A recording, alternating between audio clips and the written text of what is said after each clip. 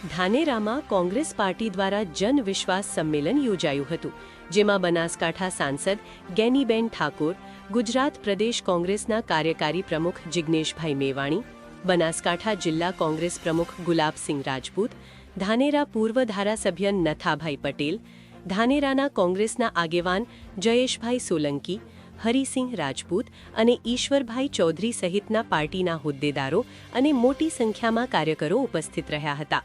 આ બેઠક આવનારી ચૂંટણીને ધ્યાનમાં રાખીને યોજાઈ હતી, જેમાં પક્ષના સંગઠનને મજબૂત બનાવવા અને બૂથ લેવલ સુધી કોંગ્રેસની બોડી મજબૂત બનાવવા માટે મુદ્દા ઉપર ચર્ચા કરવામાં આવી હતી. કાર્યકર્તાઓને સક્રિય બનાવી ચૂંટણીમાં સારું પ્રદર્શન કરવામાં માર્ગદર્શન આપવામાં આવ્યું હતું, જેમાં આવી રહેલી સ્થાનિક સ્વરાજ્યની ચૂંટણીમાં કોંગ્રેસને વિજયી બનાવવા માટે હાકલ કરવામાં આવી હતી. Bureau chief Arvind Rana, Banaskantha.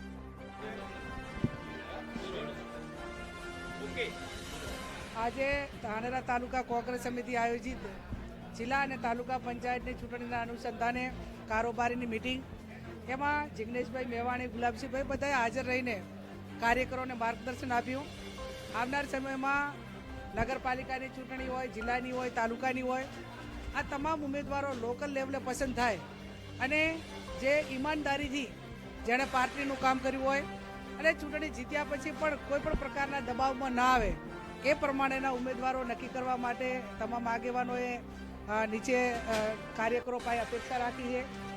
Bharatiya Janata party, વહીવટીતંત્ર, પોલીસ કે જે કાંઈ ધાકધમકીઓ આપીને ક્યાંક ને ક્યાંક ચૂંટણીમાં એક લોકશાહી ઢબે ચૂંટણીઓ થવી જોઈએ, એને ક્યાંક ને ક્યાંક એનું હનન કરીને કોંગ્રેસના કાર્યકરો કે ચૂંટણી લડતા ઉમેદવારોને એ દબાવવા માટેના પ્રયત્નો કરે છે. એ પ્રયત્નો ન કરે એ વાત પણ અમે જાહેર સ્ટેજ ઉપરથી કહીને એમની પાસે અપેક્ષા રાખી છે. અને છતાં પણ ક્યાંય એ પ્રકારનું કરશે તો એમને વર્ધીને પણ નહીં શોભે.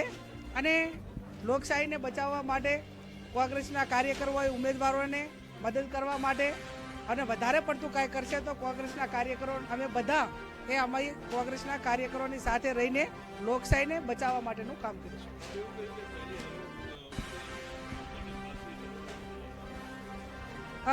મેં કીધું એમ કે સતત જ્યારે લોકશાહીનું હનન થઈ રહ્યું હોય, ધાક ધમકી આપીને કમસે કમ ઉમેદવાર, ચૂંટણી લડતો ઉમેદવાર એને ઉપાડી જવો, એને ધમકી આપવી, એનું ફોર્મ વિડ્રો કરાવવું, આ લોકશાહીને સાજે નહીં. બાબા સાહેબ આંબેડકરે જે બંધારણ આપ્યું, સંવિધાન આપ્યું, આ દેશ ચાલે છે સંવિધાનના હિસાબે ચાલે છે, નહીં કોઈ પોલીસ તંત્ર કે ભારતીય જનતા પાર્ટી.